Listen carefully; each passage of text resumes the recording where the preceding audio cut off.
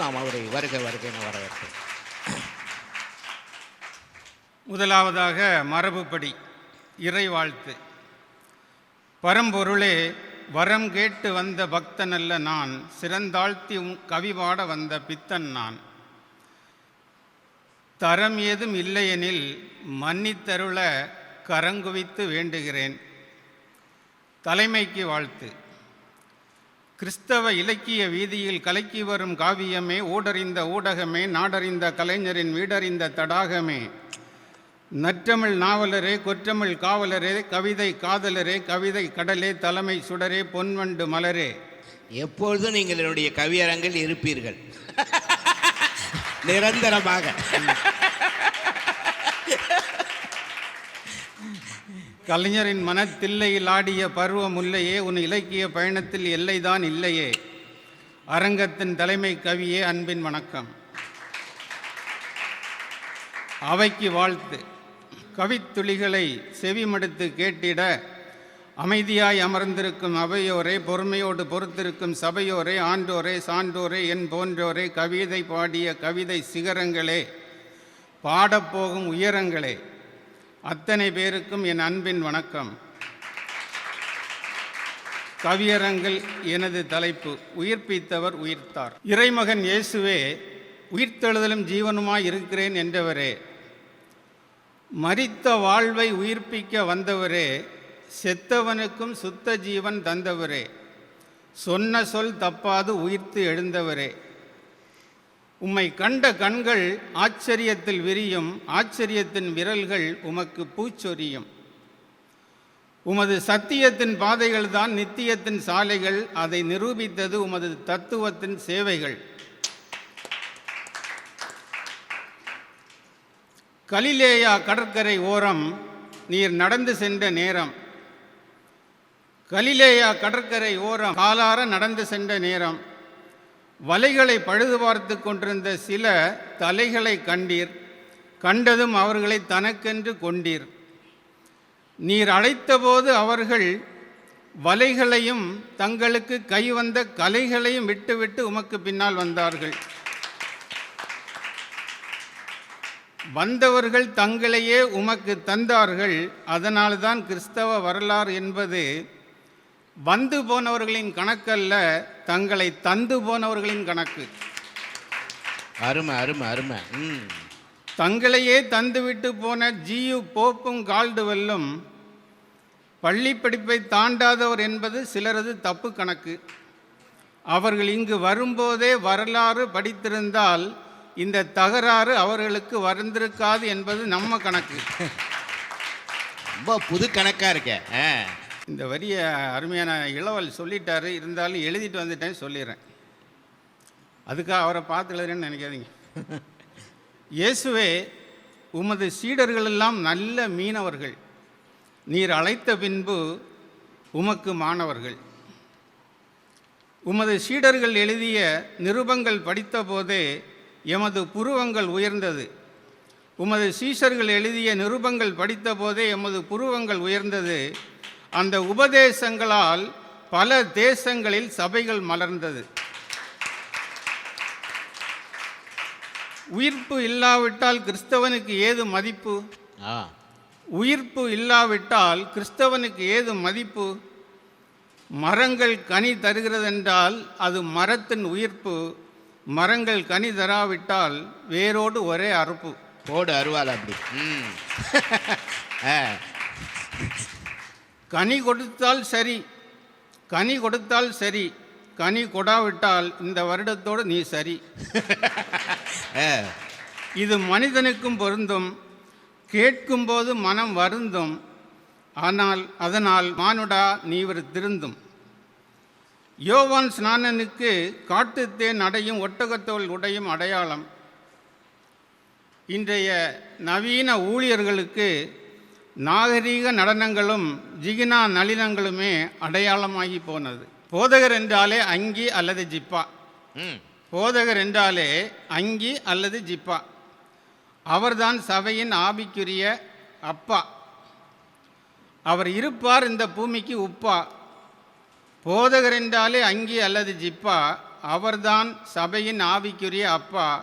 அவர் இருப்பார் பூமிக்கு உப்பா. நான் சொன்னது ஏதும் தப்பா? நீதான் டிஆர் அப்பா.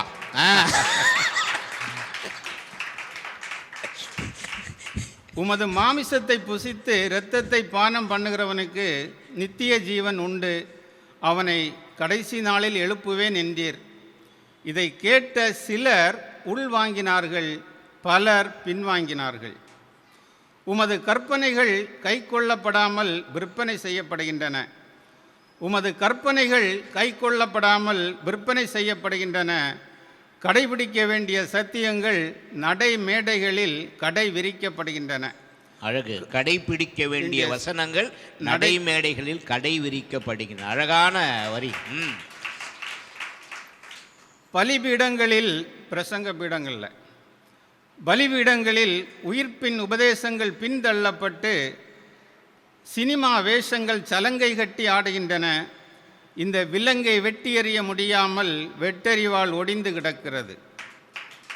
உயிர்த்தெழுதல் தான் கிறிஸ்தவத்தின் நம்பிக்கை. உயிர்த்தெழுதல் தான் கிறிஸ்தவத்தின் நம்பிக்கை.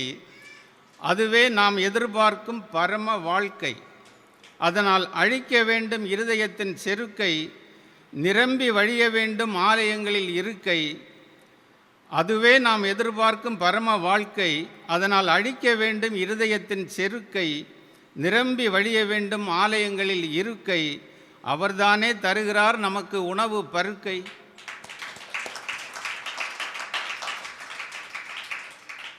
இயேசுவின் பிரயாணத்தில் நாயின் என்னும் ஊர். இயேசுவின் பிரயாணத்தில் நாயின் என்னும் ஊர். உயிரில்லா உடல் ஒன்று சுடுகாட்டுக்கு ஊர்வலமாய் ஊர்ந்து கொண்டிருந்தது. உயிரில்லா உடல் ஒன்று சுடுகாட்டுக்கு ஊர்வலமாய் ஊர்ந்து கொண்டிருந்தது. சோடை போன அந்த உடல் பாடையில் படுக்கப்பட்டிருந்தது. ஓடையில் ஒழுகும் வெள்ளம் போல பாடை சுமந்தவர்கள் மெதுவாக நகர்ந்து கொண்டிருந்தார்கள்.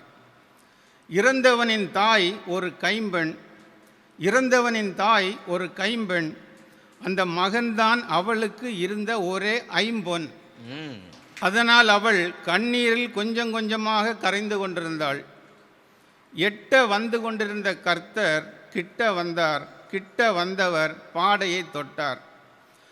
பாடையை சுமந்தவர்கள் நங்கூரமிட்ட படகு போல் நின்றார்கள். வார்த்தையாக வந்தவர் மரித்த வாலிபனை பார்த்து எழுந்திரு என்றார். மரித்த வாலிபனை பார்த்து எழுந்திரு என்றார். அந்த ஒப்பற்ற வார்த்தையை கேட்டு பட்டமரம் துளிர்த்தது, செத்த மரம் உயிர்த்தது. பட்டமரம் துளிர்த்தது, செத்த மரம் உயிர்த்தது. மரித்த வாலிபன் சிரித்த வாலிபனாய் எழும்பினான். இங்கே ஒன்றை சொல்லிக்கொள்ள விரும்புகிறேன். பிணத்தை சுமக்க தெரிந்த மனிதன், நம்ம எல்லாருமே பிணத்தை சுமக்கணும்னு ஆர்வம் கொள்வோம். ஏன்னா தூக்கி கொண்டு போட்டோன்னு ஒரு பேர் இருக்கணும்ல. இங்கே பிணத்தை சுமக்க தெரிந்த மனிதன் உயிரோடு இருக்கும் தம் பெற்றோரை சுமக்க மறந்து விடுகிறான். மற்றொரு கல்லறை, அது மரித்து அடக்கம் செய்யப்பட்ட லாசருவின் கல்லறை. 4 நாட்களாய் நாற்றமடிக்கும் கல்லறை. அது மூடப்பட்ட கல்லறைகள் மத்தியில் இயேசுவால் தேடப்பட்ட கல்லறை. பொதுவான கல்லறைகள் மத்தியில் புத்தம் புதிய கல்லறை. உற்ற உறவுகள் துடிதுடிக்க துடிப்பு அடங்கி போன கல்லறை. ஆனால் வார்த்தையான கர்த்தரின் லாசருவே வெளியே வா என்ற இடிமுழக்க சத்தம் கேட்டு வெடிமுழக்கம் போல் வெளியே வந்தான் லாசரு. உயிரற்ற அந்த கல்லறையை உயிர்ப்பித்தார் இயேசு. வார்த்தையான கர்த்தரின் லாசருவே வெளியே வா என்ற இடிமுழக்க சத்தம் கேட்டு வெடிமுழக்கம் போல் வெளியே வந்தான் லாசரு. உயிரற்ற அந்த கல்லறையை உயிர்ப்பித்தார் இயேசு. அன்று ஏதேன் தோட்டத்தில் மனிதனின் நாசியில் கர்த்தர் ஜீவ சுவாசத்தை ஊதினார். இங்கே தன் வார்த்தையால் அவனுக்குள் ஜீவனை ஏவினார். இந்த உலகத்தில் யாரும் இயேசுவை இரத்தன கம்பளம் விரித்து வரவேற்கவில்லை. அவரோ சிலுவையில் இரத்தம் சிந்தி பரலோகத்துக்கு நம்மை இரத்த கம்பளம் விரித்து வரவேற்றார்.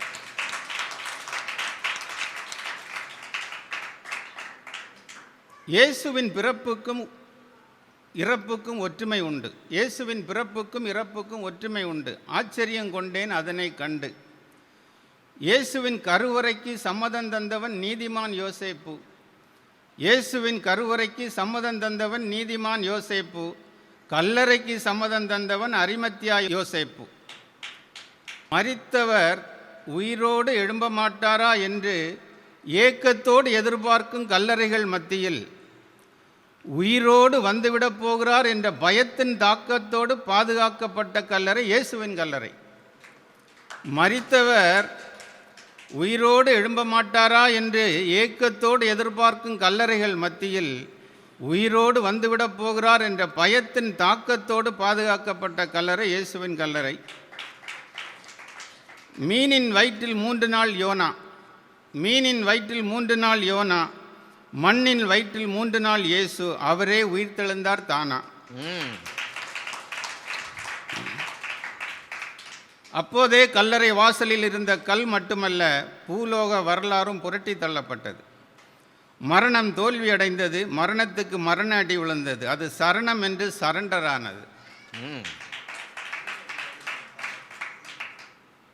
அவர் இயேசு அவர் உயிர்த்தெழுந்ததை பார்த்த கல்லறை, இயேசு உயிர்த்தெழுந்ததை பார்த்த கல்லறை ஆச்சரியத்தில் ஆ என வாய் திறந்து வியந்து பார்த்தது. அன்று திறந்த கல்லறை வாய் இன்னும் மூடப்படவே இல்லை. கல்லறைகளில் 300 தலைமுறை மக்கள் மூச்சின்றி படுத்திருக்க, கல்லறைகளில் 300 தலைமுறை மக்கள் மூச்சின்றி படுத்திருக்க, இயேசு மட்டும் முழுசாக 3 நாள் ஆகும் முன் சொகுசாக இழந்து போய்விட்டார். இயேசு எப்போதும் ஒருபடி மேலே தான். இயேசு எப்போதும் ஒருபடி மேலே தான். இங்கே 6 அடி மண்ணுக்காக அடிதடி நடப்பது உண்டு. 6 அடி மண்ணுக்காக அடிதடி நடப்பது உண்டு. இயேசு ஒருபடி மண்ணும் வேண்டாம் என்று ஒருபடி மேலே சென்று விட்டார். இயேசுவின் உயிர்ப்பால் வெடித்து சிதறிய நெருப்பு துண்டுகளில் ஒன்று தமிழகத்திலும் விழுந்தது. அது தோமா என்று தெரிந்தது. உலகம் ஆமா என்று ஒப்புக்கொண்டது. மனிதா, கிறிஸ்துவுக்குள் மரித்தவர்கள் முதலாவது எழுந்திருப்பார்கள் என்று கல்லறை நெற்றியில் எழுதி வைப்பதால் யாரும் உயிர்த்தெழுந்து விட முடியாது. தொலைக்காட்சி ஆண்டனா உச்சியில் அண்டங்காக்க அமருவதால் திரையில் தோன்ற முடியாதல்லவா? கிறிஸ்தவனே, கிறிஸ்துவுக்குள் வாழ்கின்றவரே கிறிஸ்துவுக்குள் மரிக்க முடியும். கிறிஸ்துவுக்குள் வாழ்கின்றவரே கிறிஸ்துவுக்குள் மரிக்க முடியும். கிறிஸ்துவின் நாளில் உயிர்த்தெழ முடியும். உயிரோடு இருக்கும்போது சிலுவை சுமக்க முடியாத நீ செத்த பிறகு உன் கல்லறையில் சுமந்தென்ன பயன்? உயிரோடு இருக்கும்போது சிலுவை சுமக்க முடியாத நீ செத்த பிறகு உன் கல்லறையில் சுமந்தென்ன பயன்? அதனால் கிறிஸ்துவுக்குள் வாழ்வோம், கிறிஸ்துவுக்குள் மரிப்போம், கிறிஸ்துவோடு உயிர்ப்போம். நான் சொன்னது தவறென்றால் என்னை திட்டுங்கள், சரி என்றால் என் கவிதைக்கு கைதட்டுங்கள். நன்றி, வணக்கம்.